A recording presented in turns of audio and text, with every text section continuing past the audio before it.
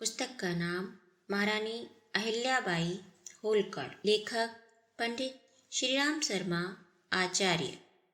Audio 6। इस प्रकार विवेक पूर्वक विचार करके महारानी अहिल्याबाई ने अपने लिए प्रवृत्ति मार्ग ही चुना। उन्होंने जनता के माध्यम से लोक सेवा को अपना जीवन लक्ष्य बना लिया और उसी को परमार्थ साधन मानकर उसी में लग गईं। लोक सेवा वह चाहे व्यक्तिगत रूप से की जाए अथवा किसी संस्था के माध्यम से, यदि उसका लक्ष्य आध्यात्मिक है, उसमें निहित भावना साधनावती है, तो निश्चय ही यह पावन सांसारिकता ही संसार संतरण का हेतु बन जाती है और ऐसे संसारी का हर काम परमार्थ कार्यों की सूची में अंकित कर लिया जाता है। अस्तु अहिल्याबाई लोक चिंता में ही आत्मचिंतन की भावना लेकर प्रवृत्ति पथ से मोक्ष मार्ग की ओर चल पड़ी। महारानी अहिल्याबाई ने सबसे पहले अपने पूरे राज्य का दौरा किया और उसी क्रम में जनता की आवश्यकताओं, कठिनाइयों, समस्याओं और विकृतियों का पता लगाया। उन्होंने देखा कि समाज में विधवाओं की दशा बड़ी दयनीय है। पति के न रहने पर वह निराश्रिता उसकी संपत्ति से सर्वदा वंचित कर भूखों मरने के लिए छोड़ दी जाती है। महारानी अहिल्याबाई को इस व्यवस्था में अत्याचार के सिवा और कोई औचित्य दिखलाई न दिया। उन्होंने अनाथ विधवाओं की भलाई के लिए विधवाओं के उत्तराधिकारी का कानून बनाकर प्रचारित किया, जिससे भिखारिणी साध पर मुखापेक्षी जीवन बिताने वाली विधवाओं को मानवोचित जीवन के अवसर के साथ अपना विकास और समाज के लिए उपयोगी बन सकने की योग्यता प्राप्त होने लगी। एक इसी राजनियम ने समाज में आत्महत्या, भ्रूण हत्या और व्यभिचार जैसे बहुत से पापों का दमन कर दिया। महारानी ने इसी नियम का पूरक एक नियम दत्तक पुत्र के संबंध में बनाया। इस नियम के अनुसार कोई भी किसी बच्चे को गोद लेकर अपनी संपत्ति का उत्तराधिकार उसे दे सकता था।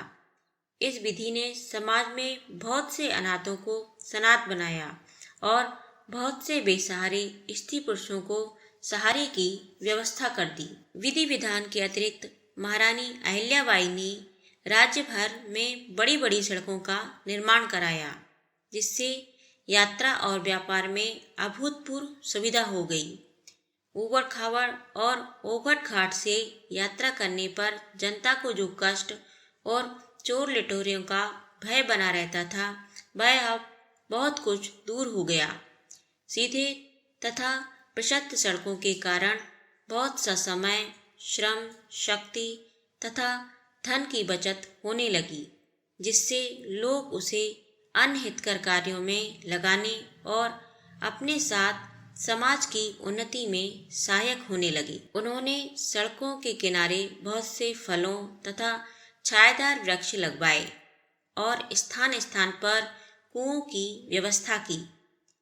राज्य के प्रमुख तथा यात्रा योग्य स्थानों पर बहुत सी धर्मशालाएं और अतिथिशालाओं का निर्माण कराया, जिससे राज्य के मंत्रियों का आवागमन बढ़ गया। संस्कृतियों के सम्मिश्रण से उनका विकास तदनुसार होने लगा। धर्मशालाओं तथा अतिथिशालाओं के अतिरिक्त महारानी अहिल्याबाई ने जनता में धर्म भावना के प्रचार और उपासना की सुविधा के लिए बहुत से मंदिरों की स्थापना कराई। उन्होंने ये मंदिर न केवल अपने राज्य में ही बनवाए, बल्कि दूर दूर के बहुत से तीर्थों में उनका निर्माण कराया। इन्हीं मंदिरों में उन्होंने धार्मिक साहित्य के पुस्तकालय, वाचनालय खुलवाए और दैनिक कथा वार्ता तथा कीर्तन की प्रथा प्रचलित कराई। महारानी अहिल्याबाई ने राज्य भर में फूलों और फलों के इतने बाग वाटिका लगवाए कि उनकी संपत्ति और सुंदरता से ग्राम ग्राम अलंकृत तथा संपन्न हो उठे। इतने तरह के इतने फल राज्य में पैदा होते थे कि दुष्काल में भी लोगों को भोजन की कमी न रहती थी। उन्होंने राज्य की ओर से भी और प्रजा को निर्देश करके गौशालाओं की ऐसी प्रथा चला दी कि प्रायः घर घर में गौ का पालन और पूजन होने लगा, जिससे दूध, दही और घी की सुविधा से बच्चे भरपूर स्वास्थ्य का लाभ उठाने लगे। इसके अतिरिक्त उन्होंने राज्य में न जाने कितने औषधालय, चिकित्सालय, दानशालाएं खुलवाईं, जिनमें दीनहीन, रोगी और विवक्षु लोगों को सहायता दी जाती थी। पुस्तकालय, वाचनालय और पाठशालाएं तो महारानी अहिल्याबाई की अभिरुचि तथा जनसेवा के प्रमुख विषय थे। उन्होंने विद्वानों, कवियों तथा शिल्पियों को राज्य की ओर से वृत्तियां देकर साहित्य, कला तथा कौशल के विकास के लिए प्रोत्साहन दिया। कृषक कन्या होने से महारानी अहिल्याबाई किसानों की कठिनाइयां तथा समस्याओं से पूरी तरह परिचित थीं।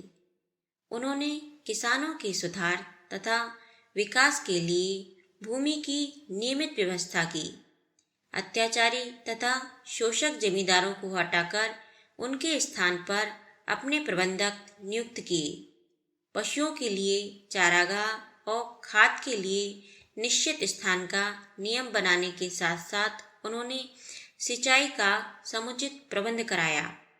गांवों में आवश्यकतानुसार कच्चे पक्के हजारों कुएं बनवाए, रहट, ठेकुली तथा नहरों की व्यवस्था की। स्थान स्थान पर कच्चे तथा पक्के तालाब बनवाकर भी सिंचाई तथा पीने व नहाने धोने के लिए पानी की स्थायी व्यवस्था कराई।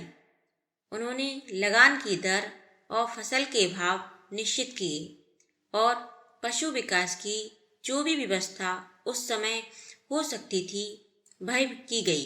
इन सब व्यवस्थाओं के साथ साथ महारानी अहिल्याबाई ने जन सहयोग से नगरों और गांवों में समाज सुधारक संस्थाओं की स्थापना कराई। यह संस्थाएं लोगों में पारस्परिक सहयोग, सौहार्द तथा सामूहिकता की भावना का प्रचार किया करती थी। इन्हीं संस्थाओं द्वारा समाज की ऐसी कुरीतियों, कुप्रथाओं तथा परंपराओं के विरुद्ध प्रचार कर जनमत परिवर्तन करने का प्रयास किया जाता था, जिनको राज्य प्रबंध अपने अधिकार में नहीं ले सकता था। इस शासन और समाज सुधारों के साथ साथ उन्होंने प्रशासन में भी कुछ कम सुधार नहीं किए। उन्होंने रद्दी, निकम्मे तथा अनावश्यक कलपुर्जे प्रशासन तंत्र में से निकालकर फेंक दिए। भ्रष्टाचारी, उत्कोची, बेईमान, अयोग्य तथा विश्वासघाती राज कर्मचारियों को न केवल निकाल बाहर किया बल्कि उनको दंड भी दिया। इसके अतिरिक्त उन्होंने राज्य पद पर से उत्तराधिकारी की प्रथा हटाकर योग्यता का प्रतिबंध लगा दिया।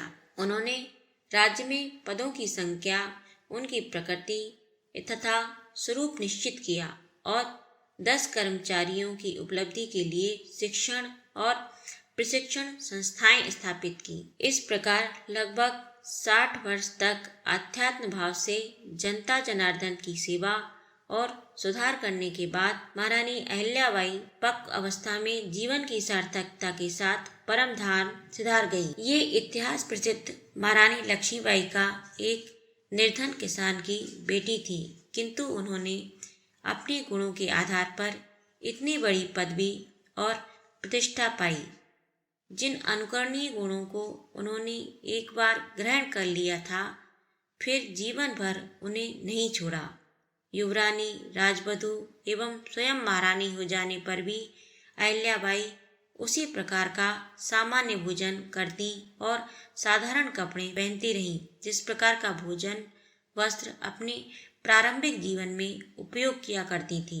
राजवैभव, राजसुख, राजमद उन्हें वैसे ही प्रभावित न कर सके जिस प्रकार चंदन के वृक्षों में सर्पों के लिपटे रहने से उनका विष उसमें व्याप्त नहीं होता। कार्यभार से थककर जब महारानी अहिल्याबाई को मनोरंजन की आवश्यकता होती थी तो वे या तो विद्वानों के साथ बैठकर शास्त्रों अथवा साहित्य पर चर्चा किया करती थी अथवा अश्वारोहण और शस्त्र अभ्यास किया करती थी। अपने इस मनोरंजन के क्रम में ही वे एक अच्छी साहित्य मर्मज्ञा और कुशल अश्वारोहिणी के साथ साथ शस्त्र संचालिका भी बन गई थी। राज प्रबंध और युद्ध संचालन की कला स्वयं महारानी अहिल्याबाई ने अपनी प्रतिभा, मर्मज्ञता तथा सूक्ष्म दृष्टि के आधार पर प्रयत्नपूर्वक सीख ली थी। महारानी अहिल्याबाई के जीवन से जो सबसे बड़ी प्रेरणा हमको प्राप्त होती है वह कर्तव्यपरायणता की है। साधारण अर्थ में कर्तव्यपरायण व्यक्ति संसार में बहुत से मिल सकते हैं।